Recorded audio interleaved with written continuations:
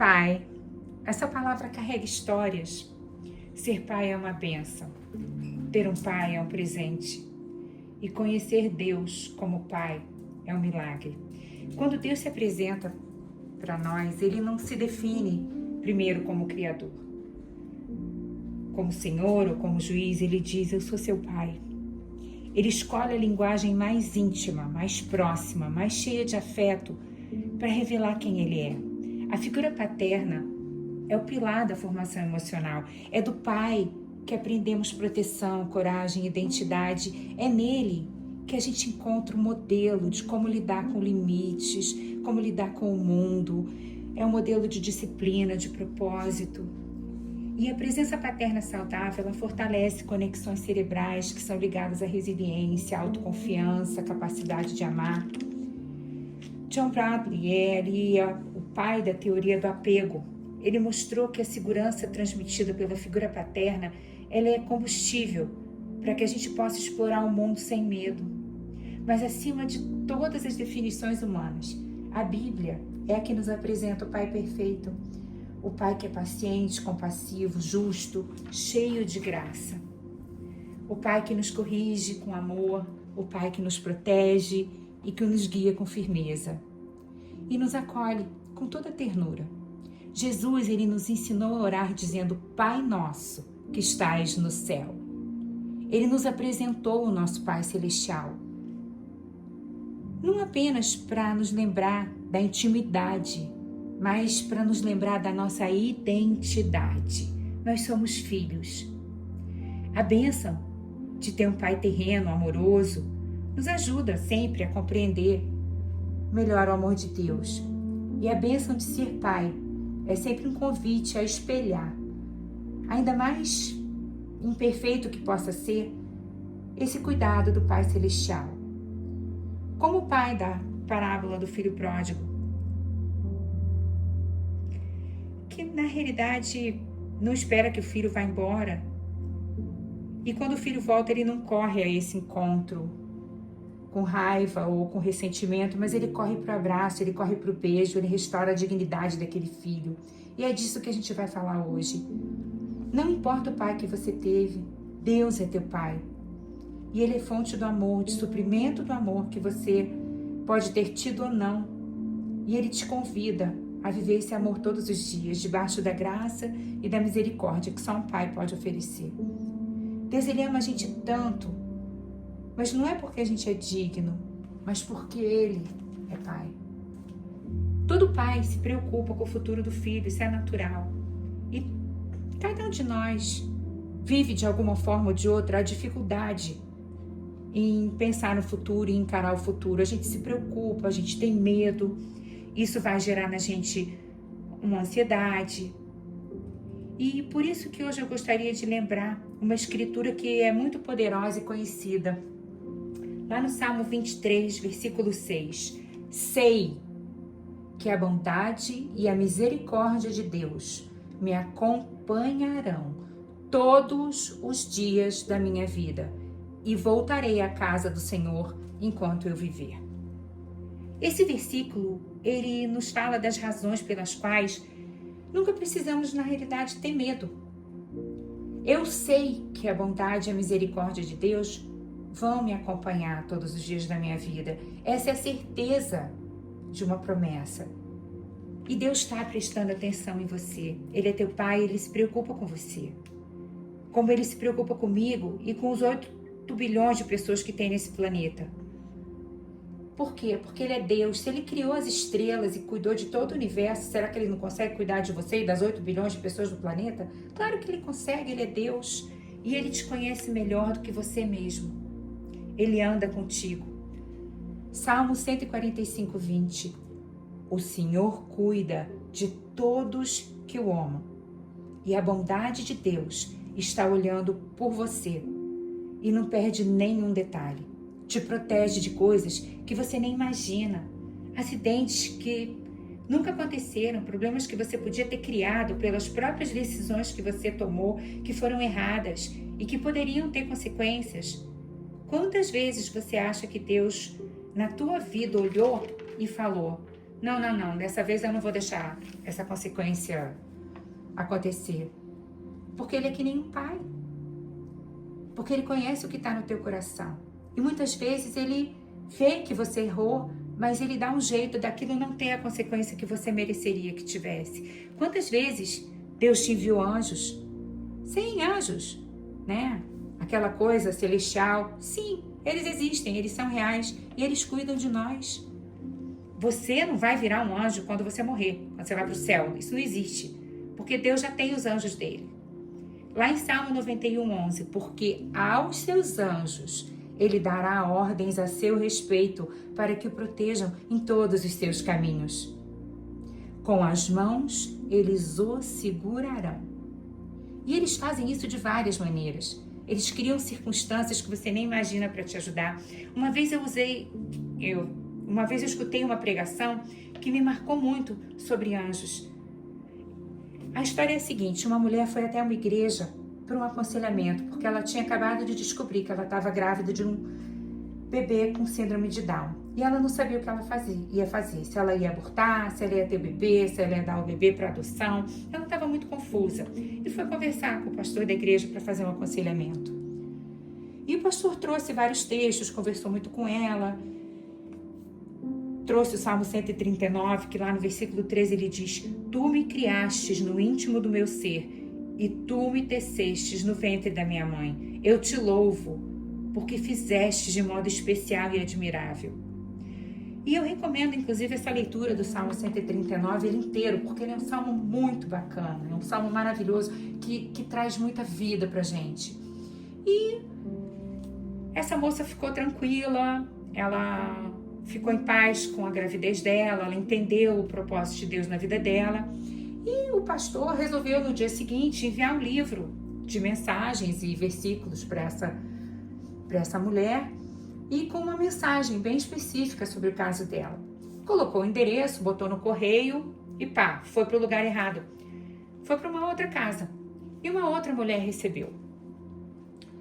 Essa outra mulher abriu, viu a mensagem e decidiu então que ia entregar pessoalmente para a destinatária dessa mensagem. Chegou na casa da grávida e falou: olha, eu vim te entregar esse pacote que o teu pastor te mandou, porque eu sei quanto ele é importante para você e eu queria trazer ele pessoalmente, porque eu tenho um filho com síndrome de Down e eu queria te ajudar em tudo que você vai passar. Eu quero te ajudar a passar por isso, porque eu já passei por isso. Me emocionou muito essa história. Me emocionou porque pensa na chance disso acontecer. Sério, a carta é para o endereço errado e cai nas mãos de uma mãe com filho que tem síndrome de Down. Isso é muita coincidência. As probabilidades lógicas disso acontecer são muito baixas. Por quê? Porque os anjos trabalham assim. Eles criam circunstâncias, eles criam coincidências. E você tem ideia de quantas vezes você já foi ajudado pela bondade de Deus? Mas Deus falou: minha bondade, minha misericórdia te seguirão todos os dias da tua vida. Eu quero que vocês prestem muita atenção aqui, porque Ele diz que te seguirão. Você não vai buscar por elas, elas seguirão você. E na versão NVI em inglês, ela é mais impactante. Surely, your goodness and love will follow me all the days of my life. Certamente, essa palavra quer dizer, surely quer dizer certamente, sem dúvida, realmente. A graça e a misericórdia me seguirão vocês. No Salmo 103, no versículo 4, Ele é quem redime a tua vida da perdição e te coroa de benignidade e misericórdia. Lá em Lamentações 3, 22 e 23, a gente já leu esse texto aqui. As misericórdias do Senhor são a causa de não sermos consumidos, porque suas misericórdias não têm fim, renovam-se a cada manhã. Você já conhece esse texto de cor. Quando Deus nos fala que a bondade e a misericórdia dele nos seguirão por todos os dias das nossas vidas, isso não significa que só vão acontecer coisas boas nas nossas vidas. Não é verdade. Muitas coisas ruins acontecem e vão acontecer, desapontamentos. Veja Davi, que foi o cara que escreveu esse Salmo 23. A vida dele era super confusa, gente. Ele teve um chamado, ele foi ungido, ele teve que fugir. Tinha um rei que estava perseguindo ele. Ele tinha sido ungido para ser rei e o rei ainda estava vivo. É uma confusão. Muitas coisas aconteceram na vida de Davi que não tinham nenhuma, digamos, culpa dele. E existiram coisas que aconteceram na vida dele que foram consequências das coisas que ele acabou fazendo de errado. Mas Deus, ele garante que o bem vai ser sempre o resultado, mesmo das coisas ruins que acontecem com a gente. Essa é a promessa. Nem tudo que acontece é bom. Mas o que significa bondade e misericórdia te seguirem? É você ter certeza de que Deus vai trazer à tona algo bom de qualquer circunstância que seja ruim. Você não controla o que acontece na tua vida, mas como você reage às coisas que acontecem, e a melhor forma de reagir é tendo certeza de que o Senhor é o teu pastor. Com a única coisa desse salmo, que ele explica que sempre virá algo de bom do que é ruim. E é muito fácil quando algo de bom gera algo de bom na tua vida.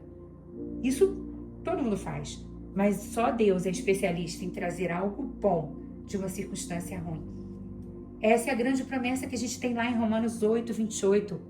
Sabemos que Deus age em todas as coisas para o bem daqueles que o amam, dos que foram chamados de acordo com seu propósito. Tem uma outra versão, que todas as coisas cooperam para o bem daqueles que amam a Deus. Eu adoro ver várias traduções, pois tem uma riqueza muito grande na linguagem e na forma como são colocadas as coisas e geralmente amplifica muito o significado. Mas aqui o que a gente tem que prestar atenção é que não diz que as coisas são boas, diz que todas as coisas cooperam para o bem e que Deus age para o bem em todas as coisas, mesmo nas ruins. É uma promessa vinculada a uma segunda parte, que é para o bem daqueles que amam a Deus e que foram chamados segundo o seu propósito e aceitaram. E qual é o propósito? Reconhecer Deus como Pai, de aceitar, de se relacionar com Ele. Essa é a condição. Se você não vive no amor de Deus, essa promessa não é para você. Mas se você quer viver num relacionamento com Deus, aceitando o amor dele, você tem um texto que te garante que ele é galardeador daqueles que o buscam. Está lá em Hebreus 11:6. Ser galardeador significa ser aquele que recompensa, aquele que concede prêmio, aquele que retribui. O texto ele é claro: sem fé é impossível agradar a Deus, pois quem dele se aproxima precisa crer que ele existe e que ele recompensa aqueles que o buscam. Ele é galardeador daqueles que o buscam. Isso aqui é como um mapa, gente. Ele vai nos guiando através das promessas que existem na Bíblia, ensinando qual o caminho. Mas quando você está passando por um perrengue, por uma desgraça, por um caos, por um problema, seja qual for o caso, muitas vezes você não consegue ver o bem que pode vir ali. Eu já passei por inúmeras situações na minha vida que nem clamar eu conseguia. Nem clamar a Deus eu estava conseguindo. Entender menos ainda. Eu não conseguia entender a situação, não conseguia entender por que estava acontecendo. Era inimaginável que algo de bom pudesse vir daquela catástrofe. Mas, no fim, hoje, eu consegui ver a fidelidade de Deus que me transformou, apesar de toda a circunstância que eu passei. Existem situações na vida que não vão mudar, mas muitas vezes Deus muda você, muda como você vê a situação, muda a tua perspectiva, os teus óculos e te ajuda a ter paz em meio ao caos, te ajuda a ter alegria naquela dificuldade que você está vivendo, te ajuda a ter plenitude durante esse problema. São coisas sobrenaturais. Porque daí você não só sobrevive com Deus, você vive na plenitude, você vive no apesar de. E hoje Deus me usa para ajudar pessoas que passam por circunstâncias difíceis, muito parecidas às vezes até com as que eu vivi, que nem lá do exemplo da carta que se perdeu. E muitas vezes o meu testemunho pode ajudar alguém, trazer esperança para algum coração, e o teu testemunho também pode ajudar alguém. E é para isso que a gente está aqui. Lá em 2 Coríntios 1, 3 a 4. Bendito seja Deus e Pai de nosso Senhor Jesus Cristo, o Pai das misericórdias, o Deus de toda consolação, que nos consola em toda a nossa tribulação, para que, preste atenção, para que também possamos consolar os que estiverem em qualquer angústia, com a consolação com que nós mesmos somos consolados por Deus. Gente, esse texto é maravilhoso. A bondade de Deus, ela está me seguindo. Essa é a primeira razão pela qual eu não preciso ter medo. A graça de Deus, ela está trabalhando em mim. A bondade de Deus, ela está me seguindo. E a graça trabalhando dentro do meu coração. É como se a bondade estivesse à nossa volta, nas coisas que Deus faz por nós. E essa graça estivesse dentro de mim. A misericórdia de Deus, ela também me segue. O versículo diz bondade e misericórdia. E o que é misericórdia? É a graça em ação.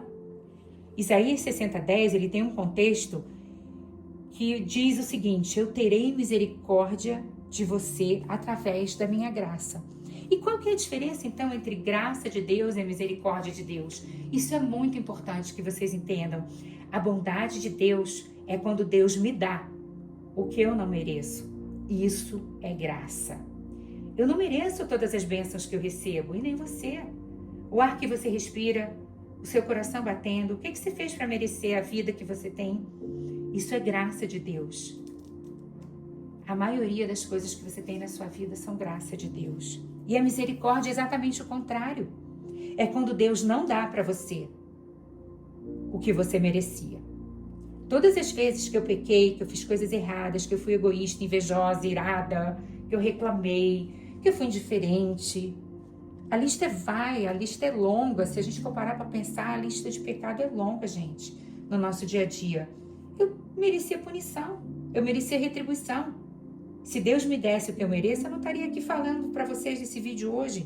E nem você estaria aqui ouvindo. Então a graça é Deus me dando o que eu não mereço. E a misericórdia é Deus não me dando o que eu mereço. É Deus me liberando. E estas duas coisas, elas vão me seguir. Elas vão te seguir, porque Deus é bom e eu posso esperar provisão e perdão. Provisão é Ele me dando essas coisas boas na vida, e perdão é Ele esquecendo das coisas ruins que eu faço. E por que é que você precisa de misericórdia? Óbvio, porque eu preciso e você precisa, porque a gente é imperfeito. A gente peca, a gente comete erro. Todos os dias a gente tem que agradecer, porque Deus nos dá misericórdia e não justiça. Não é a justiça de Deus que nos segue, é a misericórdia deles. Se a gente voltar lá no Salmo 103, bendigo o Senhor, ó minha alma, bendigo o Senhor todo o meu ser, e não se esqueça de nenhuma das suas bênçãos. Ele é quem perdoa todos os seus pecados e cura todas as suas doenças. Quem resgata a sua vida da sepultura e o coroa de bondade e compaixão. Ou seja, bondade, graça, compaixão, misericórdia. Lá no versículo 8, o Senhor é compassivo e misericordioso e muito paciente. Versículo 9, Deus não fica ressentido. Ou seja, você peca, Ele perdoa. Aí você peca de novo, Ele perdoa. Você peca, Ele perdoa. E isso vai 5, 10, 1000 vezes o mesmo pecado. Hebreus 4,16. Assim, aproximemo-nos do trono da graça, com toda confiança, a fim de recebermos misericórdia e encontrarmos graça, que nos ajuda no momento de necessidade. Ou seja, quantas vezes for preciso, tá lá, é pra gente. A gente tem pecado que é habitual. A gente às vezes perde a cabeça, explode. Isso tende a ser recorrente, dependendo da personalidade da pessoa. Pessoas que reclamam demais, que fazem isso com muita frequência. Você tem problema com a tua boca? Não consegue ficar de boca fechada? Critica o tempo todo, faz fofoca, fala mal dos outros? É pecado. Se você tem uma área de pecado habitual, você começa a se sentir culpado, de ficar o tempo todo pedindo perdão pelo mesmo pecado, e aí você fala com Deus, fala, ai Deus, fiz de novo, e aí Deus te fala, sério? Não dá pra vir com outro pecado? Tem que ser esse aí de novo? Só te perdoei já 5.000 vezes desse pecado? Ressentimento de novo? Lá vem você de novo todo ressentido, eu já te perdoei. Mas não, Deus não fica cansado de você. Naquilo que você mesmo fica. Ele não se cansa dos teus erros, porque Ele te ama e Ele quer te ajudar. Ele não se cansa de te perdoar, porque a misericórdia te segue todos os dias da sua vida. É a natureza de Deus ser misericordioso. Ele não fica entediado, Ele não fica frustrado, Ele não fica cansado de você, porque Ele te ama. E, de novo, certamente a bondade e a misericórdia de Deus vão me seguir todos os dias da minha vida. Deixa eu ilustrar para vocês uma metáfora muito interessante, muito legal. O Senhor é meu pastor, é o início desse salmo, ok? Você toca gado por trás do gado, mas você pastoreia a ovelha, porque o pastor vai na frente e elas seguem. Os cowboys, eles ficam atrás do gado e vão empurrando o gado com os cavalos para o gado ir para o lugar onde eles querem, lá para frente. Mas as ovelhas, elas são lideradas pelo pastor que vai na frente. O pastor fica na frente e as ovelhas respondem à voz dele. Mas atrás do rebanho de ovelhas sempre tem 2 cães, em geral são border collies, que eles mordem os calcanhares daquelas ovelhas que tentam fugir daquele caminho, daquele rebanho. Quando elas vão para a ravina, que elas vão saindo, os cães vão lá e botam elas de volta no caminho. Esses cães, eles impedem essas ovelhas de fugir e de parar de seguir o pastor. Então eu agora estou apresentando para vocês os 2 border collies que vocês têm na vida de vocês. A bondade e a misericórdia de Deus, porque elas seguem as ovelhas, para que as ovelhas não se desviem do caminho e sigam seu pastor. A graça e a misericórdia, que nem 2 border collie atrás do rebanho, atrás de vocês, vão garantindo que você siga o teu pastor, que você ouça a voz dele, que você não se desvie do caminho. Elas te seguem quando você segue Jesus, que é o teu pastor, e elas te fazem se mover na direção certa. E você vai no caminho muitas vezes arrumando tanta confusão, e Deus vai com a graça e a bondade, junto com a misericórdia, vai catando toda a bagunça que vai deixando durante esse caminho, ao longo desse caminho. A gente vai deixando muita bagunça. E Deus, Ele tem tanta misericórdia, tanta graça, tanto amor, tanta bondade, que muitas vezes Ele vai catando, pra gente não se perder, Ele vai catando toda a bagunça. Ele não nos dá aquilo que merecemos. Presta atenção nessa palavra. Todos os dias da minha vida, Deus é sempre bom, sempre misericordioso, Ele é teu Pai. Por isso que Jesus nos contou sobre um pai, um homem que tinha 2 filhos, e o mais novo, impaciente, pediu a parte da herança. O pai, com o coração apertado, deixou o filho ir. O filho partiu, viveu como quis, gastou tudo. E quando o dinheiro acabou e a festa acabou, e veio a fome, bateu a vergonha. E ele lembrou que na casa do pai dele, até os empregados viviam melhor do que ele. E ele decidiu voltar. Quando ele estava decidindo voltar, ele ensaiou até o discurso. Pai, pequei contra ti, não sou digno de ser chamado teu filho. Mas o que ele não sabia é que o pai dele estava esperando por ele todos os dias. E quando o pai dele avistou ele de longe, o que ele fez? Saiu correndo, abraçou o filho, beijou o filho, mandou fazer roupas, sandálias, anel, preparou uma festa. Aquele reencontro não foi sobre merecimento, foi sobre graça, que nos dá o que a gente não merece. Aquele reencontro foi sobre misericórdia, que nos livra do que a gente merece. Esse é o coração do Pai, que a gente celebra hoje. É sobre esse amor cheio de graça e misericórdia, vindo de um Pai que te ama mais do que tudo. Seja ele terreno, esteja ele perto de você.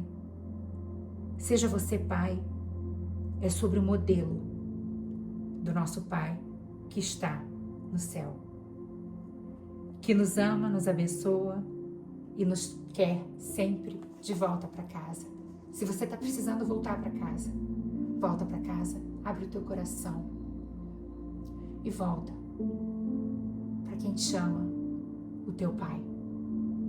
Eu te abençoo hoje em nome de Jesus. Abençoo os pais que têm filhos, para que eles usem Deus como modelo de pai. Abençoe você, o seu pai, se ele está aqui contigo. Agradeça e tenha comunhão com o teu Pai Celestial, porque Ele te ama. Deus abençoe seu dia, em nome de Jesus. Amém.